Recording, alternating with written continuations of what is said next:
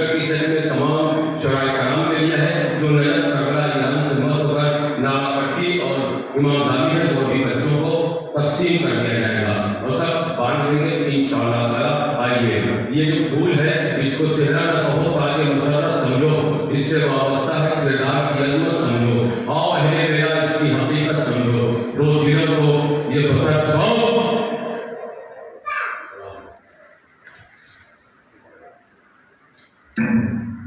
اس کو صحرا نہ کہو تاکہ مسرت سمجھو، اس سے وابستہ ہے کردار کی عظمت سمجھو، آؤ اہل بیدا اس کی حقیقت سمجھو، تو دلوں کو یہ بسر شوق ملا دیتا ہے، فاصلے لاکھ پل بھر میں دکھا دیتا ہے، نور نور میں ڈوبی فضا ہے، قابل دین پھولوں کی ادا ہے، ہر صاحب کرنگر دہل گل کی دکھا ہے۔ آئیے حضرات یہ چاندنی یہ رات کبھی تھک نہ ہو، سلوات کی برسات کبھی تھک نہ ہو، میں کرتا رہوں آپ سے باتیں اپنی، اے کاش میری بات کبھی تھک نہ ہو، کیونکہ ابھی نوحہ بھی ہوا، وہ محرم کا چاند ہوتا ہے، یہاں کی مجلس بھی ہوتی ہے تو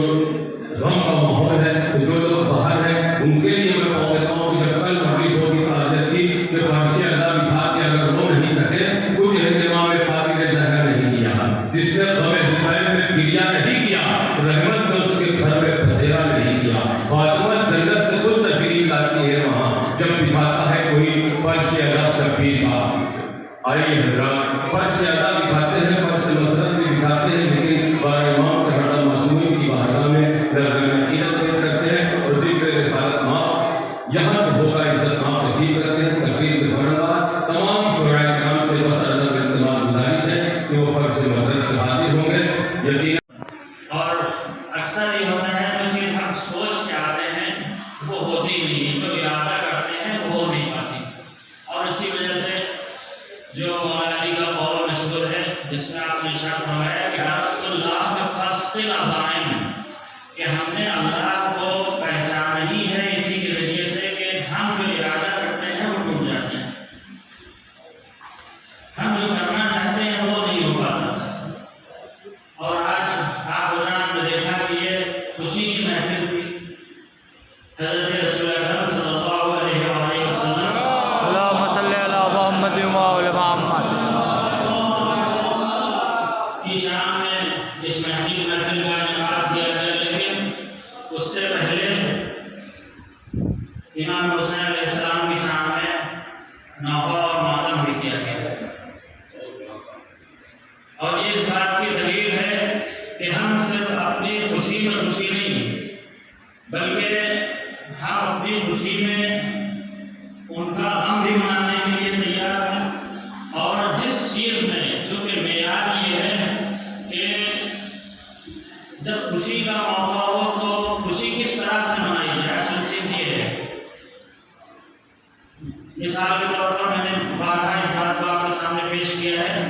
کہ عید کے موقع پر اکثر یہ لوگ سوال کرتے ہیں کہ ہم خوشی کس طرح سے منائیں، اس لیے کہ یہاں تو صرف 2 رکعت نماز پڑھنے کی بات کہی گئی اور اس کے بعد جو چیزیں ہمارے یہاں رائج ہیں، تو معیار کیا ہے؟ معیار یہ ہے کہ جب بھی ہم خوشی منائیں تو یہ نہ دیکھیں کہ ہم کس چیز کے ذریعے سے خوش ہو رہے ہیں، بلکہ ہمیں یہ دیکھنا ہے کہ اہل بیت علیہ السلام کس چیز کے ذریعے سے خوش ہو رہے ہیں۔ اگر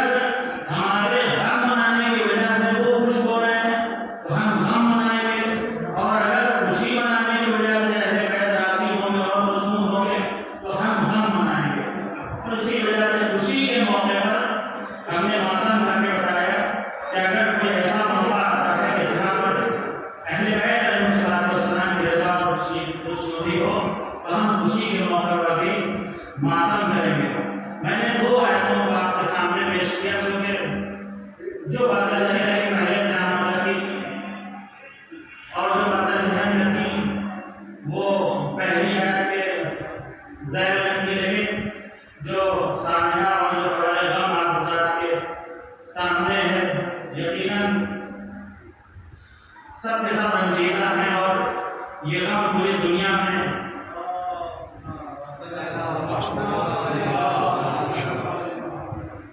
پوری دنیا کے لیے ہے، خاص طور سے جو اہل بیت علیہ السلام کے چاہنے والے ہیں، جو اسے واقعی محبت کرنے والے ہیں۔ جس نے بھی اس خبر کو سنا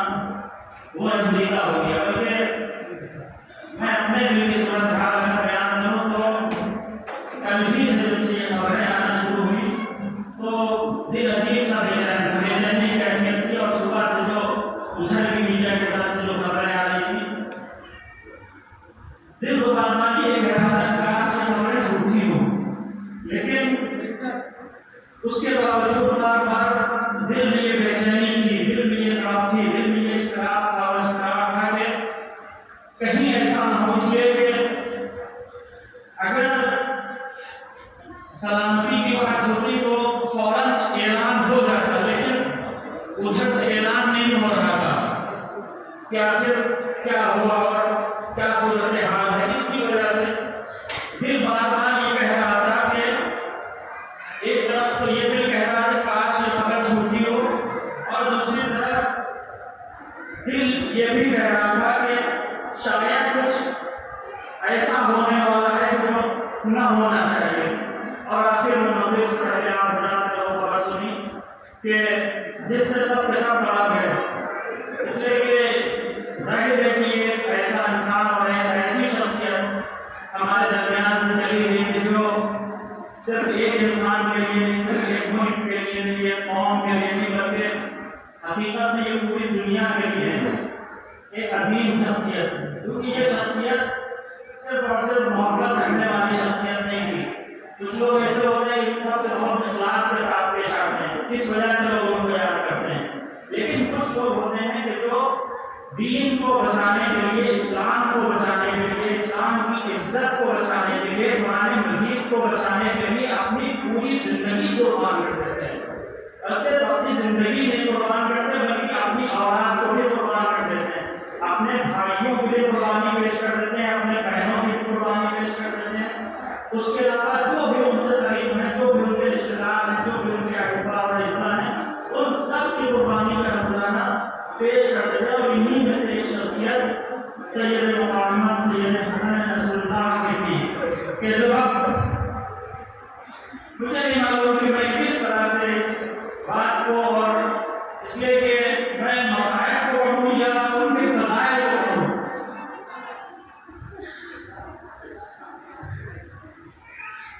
مجھے ایسا لگ رہا ہے کہ حقیقت ہے کہ کوئی ہمارے گھر کی فرد ہمارے درمیان سے چلی گئی ہے۔ ایسا لگ رہا ہے کہ یہ ایک عام دن نہیں ہے بلکہ عاشور کا دن ہے، اس لیے کہ آج جس طرح سے کربلا کے میدان میں اہل بیت علیہ السلام کو شہید کیا گیا تھا، اور اس کے بعد شہادت ظاہر ہے اس کا مقابلہ کوئی نہیں کر سکتا، کوئی غم اس کے برابر نہیں ہو سکتا، کوئی مصیبت اس کے برابر نہیں ہو سکتی، لیکن امام کی شہادت کے بعد دشمن کے خیمے میں جو صورتحال تھی وہی صورتحال آج بھی ہے۔